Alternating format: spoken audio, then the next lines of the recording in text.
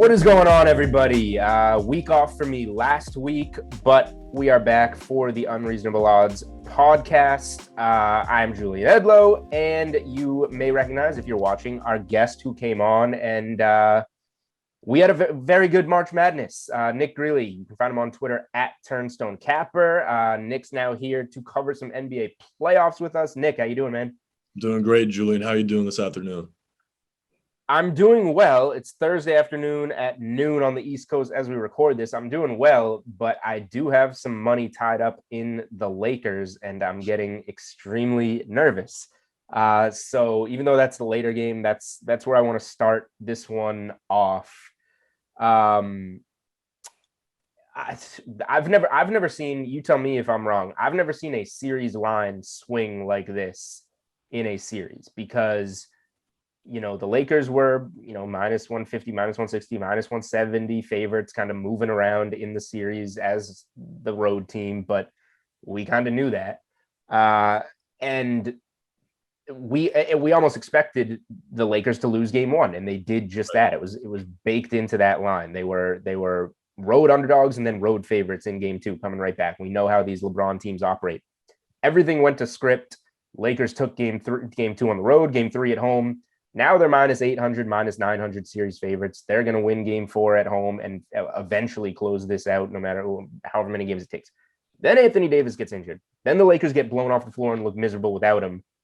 And now the Lakers are underdogs in the series. They get mopped in that game five in Phoenix. And, now we're sitting at what on DK Sportsbook? Plus 220 for the Lakers, minus 286 for the Suns.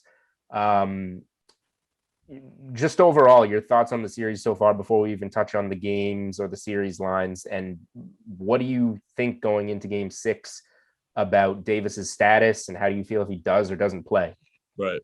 Like you said, I kind of expected the Suns to get out to a hot start in Phoenix, and they did just that because LeBron's known to just come out and try to get a feel for the teams and everything. They bounced back game two. Game three, they took care of business, and then game four, AD got hurt, and it kind of flipped the script on everything. I think this is a Suns series now. I like the Lakers when they were up 2-1, but AD going out, and, even if he comes back tonight, I honestly think if that moves a line like +5, somewhere there, I'd probably be looking to back the Suns because I don't know if he's going to be 100%. And if he isn't, he's probably just going to stay around the perimeter and not do a lot. So, honestly, I'd like the Suns tonight. I think it is a Suns series, but, what to say about LeBron is the key here. He left last game early. LeBron's either checked all the way out, right, or he just left early and hit the reset button, is like, all right, I'm going to have to get ready to throw this team on my back for 2 games if we're going to get this done. That's what that's what it is. It's 50-50 for me. Also you got to look at the longevity of his career, and then being the 7th seed and where they're at and how much energy and effort he's going to have to exert just to get him to the finals this season. He's got to be asking himself, is it even worth it for the longevity of his career? So you got to put that into the playing cards as well. Yeah, I'm pretty terrified, and the point of hedging is past. So I'm pretty much riding the Lakers ship at this point. I'm hoping that if I'm Anthony Davis, whether I'm 40% or 80%, I'm on the floor just because I feel like I have something to prove. I've got this knock of, being kind of soft, getting injured my whole career. And even, nobody knows this better than the DFS community, who invests in him individually, that he starts games out and leaves and does not return with whatever, a groin, just like last game. And he'll try and maybe play through it tonight. He can't go to the locker room. He can't afford to not go 35, 40 minutes in this game and just give it everything that he has. So I don't necessarily know what that means. Like you said, if he's closer to 40% than 80, then it's just going to be just as ugly as game 5 was. I don't have many thoughts. My thoughts are that I hope LeBron can throw this team on his back and get it done. If you're a Lakers backer like myself in this series, that, bet it at the beginning, got in after the game 1 loss, kind of knowing that this was going to get to the 2-1 point where it did, and things didn't go as planned from there. The other thing that I would look at is potentially the player prop market. particularly if Davis plays, because if Davis plays, then less is going to be expected of LeBron. Whereas I think LeBron still has to carry the majority of the load. So I'm bringing this up on the fly right now, but oh boy, 48.5 points, rebounds, and assists is a lot. Plus 115 for the over. I don't know if I can get to that. Boy. Any thought on that? That's higher than I honestly would go under on that. Yeah. I don't think I could play that over there. I don't think LeBron's I know it was like 9 games in a row or something in the playoffs. LeBron didn't go over 25 points. I'll be honest, I don't know if LeBron's going to reach 30 points in a cash app. That's you said that's points, rebounds, and assists, correct? Yep. Yeah, you'd be looking like 30, 10, 10 there. That's 50. It's a stretch. It's a big game. All right. Yeah. So that, I mean, I don't have much else to say about this one other than I'm scared and I'm pulling for the Lakers. A more exciting series and a more back and forth series. Denver and Portland, big game 6 in Portland. Obviously, that last one was a wild game 5 in Denver. I know that you were on Denver -2 in that game. And that one, congrats, you won it. That just turned into one of those games where it becomes a coin flip and you hope that you're on the right side. So I know that we talked on Monday, I think, and we both kind of liked before game 5, before Denver won game 5. I know we both liked Portland in game 6. The line's a little bigger than I was hoping it would be with the 5 points. -210 money line for Portland. Where are you at on this one? Because I think Portland wins this game. It's just a big number. I think the 5's insane, to be honest with you. Man, it's a devastating loss for them. For Dame to do what Dame did and for them to go out and double overtime after, they were down 22 in the first half. Like, first off, the comeback was insane. Everything after that was just even crazier. So the start is really key for them tonight. I would say Portland wins tonight, but that 5, man, I think that 5's a lot. I could easily see a Portland win here and a Denver cover. If I had to bet it, I'd probably take the 5 with Denver. Yeah, 5's too many for me to lay. Like you said, though, I mean, these are both kind of good first quarter teams over the course of the season. I could see maybe a Portland first quarter or first half play to, just lay fewer points because the number's so big.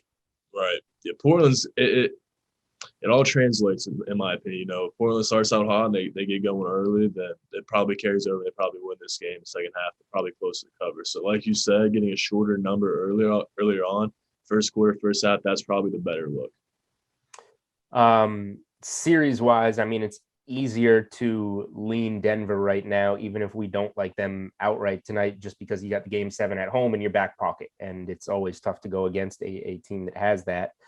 But series-wise with the number, I mean, Portland plus 200, it's priced appropriately. It's essentially priced for a Portland 2-game parlay. So there's not necessarily value, but anything you like on the series? Well, even if you don't like anything, you can just go with a prediction.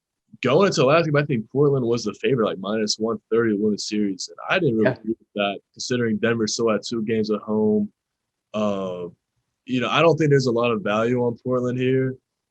I think if Denver loses tonight, I think they're going to win game 7. I think either Denver closes it out tonight or the next game. I lean game 7, them closing it out, but yeah, I can't really look Portland here. Yeah, not much value on the series line in my opinion.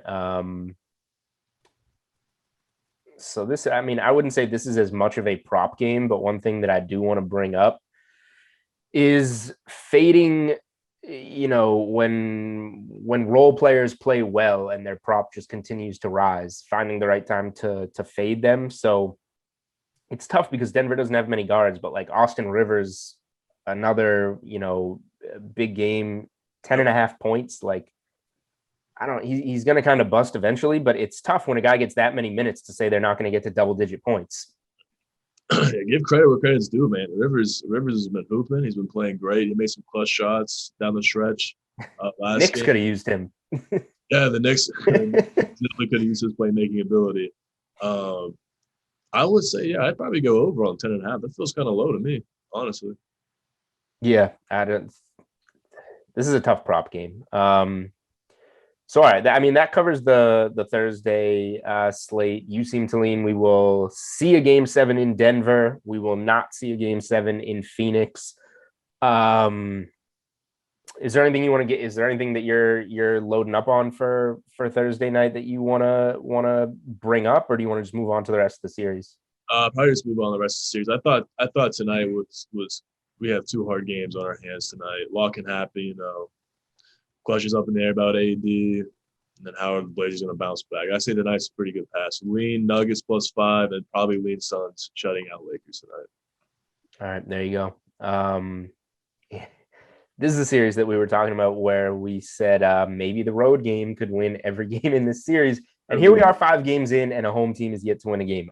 This one is somewhat baffling to me. I know that you began this series very high on the Clippers and played and obviously lost the Clippers in game 1. But then you correctly, I know you told me if Mavericks are 7.5, you're going Mavericks game 5, and that one was outright. I have been on the wrong side of some in this series. I did snag the Clippers in game 4, I think it was at -3, and cash that. That's the line again for game 6 on DK Sportsbook, Clippers -3. I think that the Clippers are generally a team that bounces back well from losses. So I lean to the Clippers here, but nothing that seems the way it is has been the way we thought it would be in this series. So anything for you going into game 6? I'm thinking about betting the Clippers, but that makes me pretty nervous. Clippers game. Is the spread out yet for that game? 3. Is that -3? It's -3 on DK. It might have moved from 2.5. I know there are 2.5 still out there.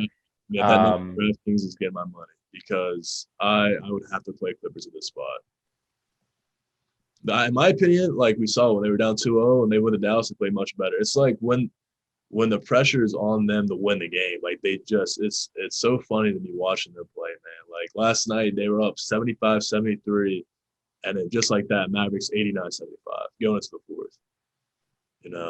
So and give credit where credit's due. Luka assisted or scored up 31 out of the 37 made shots for Dallas last night. That is insane. Mm-hmm. My opinion, you got to throw doubles at him next game. You got to put Kawhi on him. You just got to do whatever you can to stop him. Slow him down. Make everyone else beat you because they all go off him. I think Ty Lue makes adjustments. I think we see it. I lean Clippers winning the next 2 games. I definitely be putting money on the next game -3. So we can just give that out as a play, essentially. Clippers -3 on Friday night, because that's something that I'm going to bet. I might even just lock it in on Thursday afternoon because like the last game in Dallas, that one went up. I think it closed 3.5. Every game money has came in on them late. I waited to like the very last second yesterday for Dallas, and it even moved like +8. So people, the money has been coming on them fast and heavy. So here is the last question, I guess, about this series. You mentioned something that I agree with, that the Clippers need their backs against the wall to perform in any capacity. So does that mean that they will do something on the 4th try that they have not done in the first 3 tries and win a home game 7? Because you can, if the Clippers win and cover, or well, they don't need to cover, but if they win that game 6 on Friday night in Dallas, they will once again be 7.5 point favorites at home for that game 7. If you already like the Clippers in that game and want to get value on them, you can maybe take a piece of your Clippers -3 bet and lay it on the Clippers +135 for the series. And if we're right about game 6, you got a great number on that game 7. But are they worth it? I would say, yeah. Getting involved with the spread in game 7 is something I definitely want a part of. Exactly. Because it's probably going to be like a 1, 2, at max 3 possession game down the stretch. Probably not a lot of margin. So, yeah, I would look that way. That's what by the time that spread could get to 8 maybe for a game 7, especially if the Clippers look impressive in the game 6 win. So if you made me bet the potential game 7, I'm probably betting Dallas with the points, but I do think the Clippers win the game. So the reason that I haven't bet the spread for game 6 yet is because I'm trying to figure out how much I'm going to balance the -3 and the plus 135 series line, because I do want a piece of just the Clippers winning that game 7 and having a good number and not having to deal with the points, exactly like you said. Yeah. Me personally, I'd probably be a little heavier next game because I do think we see a lot of margin next game versus where game 7 is probably a tighter game. I'm not too scared about the Clippers going down. So we've already seen it. They've won in there twice. They've won twice. I mean, it all comes down to defense, man. Can they stop the Mavs from a high rate of 3? I mean, they've been hot. Every game they've won, they've been hot. So Yep. Hold out on shooters, do what you got to do. Let Kawhi and PG get 25, 30 shots and win the game. So we're on the same page on this one. We will see if they can get it done. So the 2 Eastern Conference series, second round series that have not started yet that we have in place, Bucks and Nets tip off on Saturday night. Hawks and Sixers tip off on Sunday afternoon. These are both really interesting series with completely different storylines. We pretty much get a full strength Nets versus a nearly full strength Bucks. Obviously, DiVincenzo helps a little bit, but I don't think that's anybody that's going to really change your opinion on these games and series. Given whether however you feel about Embiid, given his status, this now essentially becomes what most would call the Eastern Conference Finals. Nets minus 200 for the series, Bucks plus 160. And I believe it's still a 4-point spread. Yeah, the Nets are 4-point home favorites in game 1 on Saturday night. The total in this game is 239.5 for Nets Bucks game 1. This is going to be a track meet. Mm-hmm. I'm heavily invested in the Nets to win the East. I've been kind of just getting in on that all season long and then got in at even money one more time before the postseason began. I'm sticking to that. I think that the trio of Irving, Harden, and Durant is unlike anything we've ever seen. There's not a Draymond Green in that trio. There's not a Dennis Rodman in that trio or a Kevin Garnett, as great as he was. Like, all 3 of those guys, you get the ball to, they can knock down threes, they can blow past you and get to the rim, they can hit the mid-range, they can pass. I don't know how the Bucks are going to stop it. The Bucks, they played 2 games in Milwaukee recently towards the end of the regular season. The Bucks got narrow wins in both of those.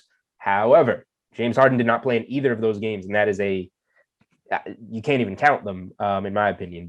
The having all 3 of these guys on the floor at the same time is a must for the Nets. If one of these guys gets dinged up in this series, I now suddenly lean Bucks, but I'm still all about the Nets in this series, given where we're at. I don't know if I'm going to lay the 4 in game 1 or not, but any thoughts overall on this series? I think it's a Nets series. I say they probably get it done at 6 or 7. I think the Bucks can pose a real issue with their height and size. Like you said, the Bucks did beat them twice the last 2 times they played about a month ago, but no Harden. So I mean that obviously changes things. And I actually had money on the Bucks that game, and I was like, man, when Harden gets back, this is a different type of game, which it is. And I do think that's when the series game 1. Other than the Bucks having a little over a week of rest, I like them in game 1. Then the Nets, can make adjustments going into game 2. I will say this is kind of a slimier way to make money, but I do think the Bucks steal one in Brooklyn, and they're sitting on the money like they'll be like plus 160, plus 170 each game. So I mean, if you put 1 unit on each, you probably come out plus money there. I doubt they go down 2-0 going into Milwaukee. All right, that's fair. Let me see. Well, they're not quite as high right now on DraftKings as you would think. Plus 138. So money came in on it, yeah. So you can squeeze out 0.3, 0.4 units there if you're right on them stealing one of those games. Yeah, for me, this is going to be a track meet, obviously, judging by that total. And the Bucks became scarier. Like, I thought Miami had a decent chance in that first round, and the Bucks just manhandled them. So Milwaukee becomes much larger of a threat than I anticipated, I guess, to the Nets in this series. But I'm still heavy Nets, and I think that any game you think the Nets are going to win, you can just bet the Nets on the spread. Like, I don't think they're going to have, like you said, if you're going to bet Bucks, go with the money line. Nets, I think you can just take them on the spread because they there's so many possessions in these games and there's going to be so many points put up. I just think covering these narrow numbers is going to be, not too tough. And judging by the 4-point spread, this also means we're going to see the Nets as slight underdogs in Milwaukee, I would guess, in games 3 and 4. So those become pretty enticing money lines to me, especially if your thought process, you like the Nets in the series, but you think the Bucks steal one early. That means Brooklyn's winning some games in Milwaukee. Yep. Um, I agree. I think there's margin. Either way you go, when it's Milwaukee, they probably win with margin, and Brooklyn's probably Brooklyn with margin. They probably split each game. It's probably 2-2. We probably see some blowouts. I don't think these, especially with these high totals, because it'll be track meet. If one team's cold and another team's going, we can be looking at like a 15 and 20 point win without a doubt. All right. So here's an interesting one that I want to bring up. Total games play. You can DraftKings Sportsbook. You can do series winner, series correct score, game spreads. Total games played is a tab. Over 5.5 games. So to get this to go to 6 or 7 games is minus 139. So that just means neither team sweeping or winning 4-1 at minus 139. If you think this is going to be competitive, that's a pretty fair price right there. I think that's a great prop. And that price is great too. I don't see 4-1. I definitely don't see 4-0 here. Should be 2-2 going into game 5, in my opinion. So yeah, I would be looking to bet that for sure. That's a great price. And like you said, if it is 2-2, you win the bet in 4 games. You don't even get out of there. I will say, last year in the bubble, one of my more frustrating losses, I did win on the series, but that Miami-Milwaukee series, I bet Miami. I had Miami plus 400 in that series, and I was like, great, perfect. But because I thought Miami would be competitive, but maybe not win, I took the over 5.5 games at like minus 140 in that series. And Miami was so good that they won it in 5. And I wound up losing money back on that, even though I profited on the 400. So be a little careful, but this is a tough one to see not going at least 6 games. Absolutely. Okay. Last series in the East, and this one gets pretty interesting. Atlanta at Philly tips off on Sunday afternoon. Atlanta's a 2.5-point road dog. Philly minus 137 on the money line, total 221.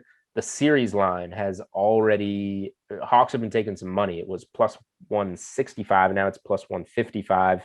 Philly's minus 200.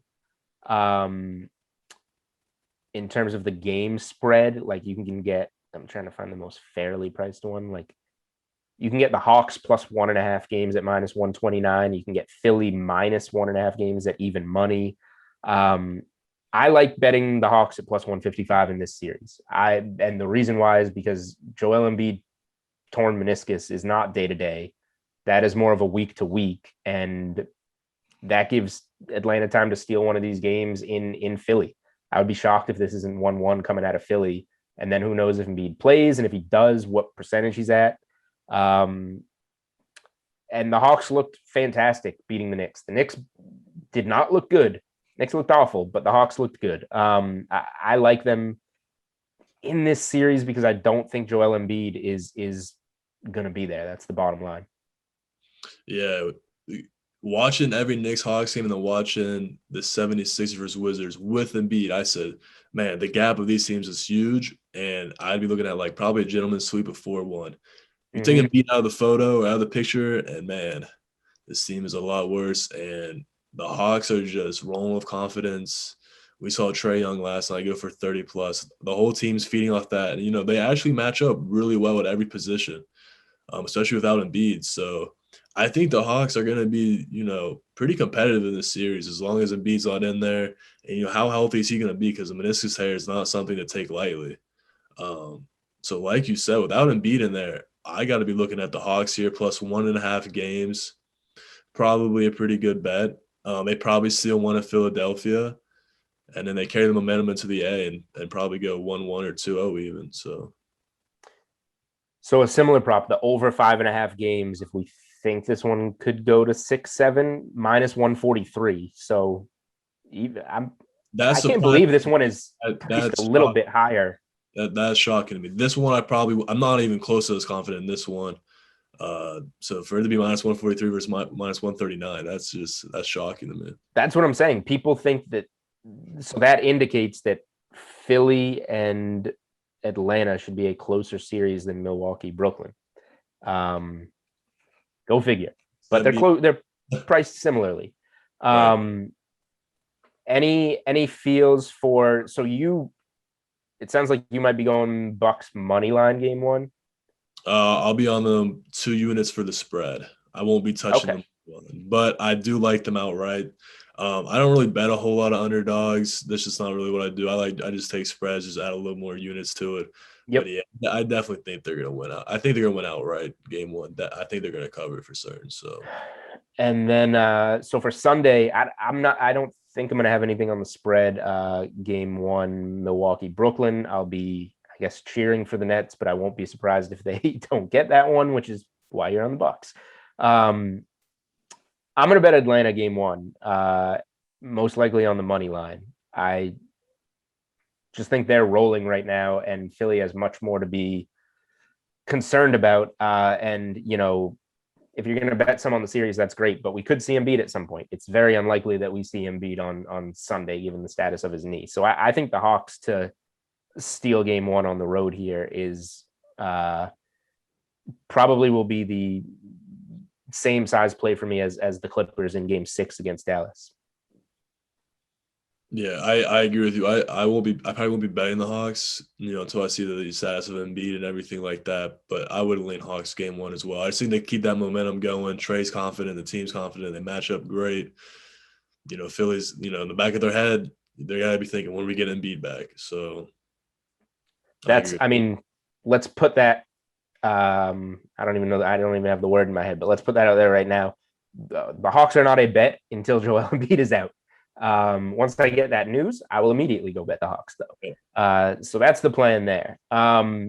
Before we get out of here, I guess any series thoughts, if this and this happens and we get this matchup, this is a bet I'm really looking forward to. Any to win the East, win the West. Like, is there anything in futures wise jumping out to you, or anything that any matchup or situation that you're hoping we get because you have a bet in mind for it? Right. You said the Nets were minus 200 when the series was the Bucks, correct? Yep. In a perfect world for me, it's Bucks game one, they win it, and then I want to look Nets for the series. I do think they win that series. I love the win the East bet. I think whoever wins this beats Philly, and then they're off to the championship. If it's Philly. Yeah. If even if Philly beats the Hawks, you gotta wait on that. Just for a future thing, I hope to see the Jazz versus the Suns in the championship for the West. I think that'd be a great series. A lot of points, a lot of good offense, a lot of overs there. A lot of games with margin with a tight line, kind of similar to the Nets Bucks, like we were saying. So yeah, I hope to see. My prediction will probably be Philly if Embiid's healthy versus the Nets championship. Then Jazz versus Phoenix, and Jazz probably go on. Jazz probably play the Nets in the championship. That's my prediction. Interesting. Okay. Yeah, that's it might not work. It looks like it's not going to work, but that Nets Bucks theory is pretty much the same as Suns Lakers. Wait for the Suns to take game one and then take Lakers series line. We got an AD injury. Hopefully we don't get a KD injury or whatever in that series. But I'm with you there, even though I'm heavily invested in the Nets in the East. If they drop game one, I will certainly be coming back with that series line. So I'm on the same page with you there. And then Hawks wise, if the Hawks steal game one, let's say Embiid's out, we bet the Hawks win cover game one. But then we get news that Embiid is going to be coming back.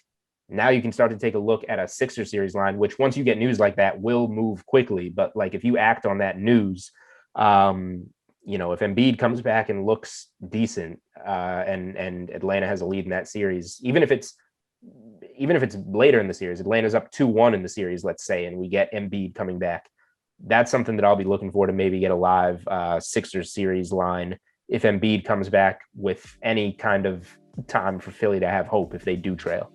Absolutely. I agree with you. All right, that covers it, man. These NBA playoffs have been wild. We got some Start. huge game sixes coming on Thursday night. We got that Clippers play for you guys on Friday, and obviously Saturday and Sunday, some big game ones. So he is Nick Greely. I am Julian Edlow. You can follow Nick on Twitter at Turnstone Capper. This is the Unreasonable Odds podcast presented by DraftKings. Hope that we helped you guys out a little bit, and we will be back next week with some more NBA for you guys.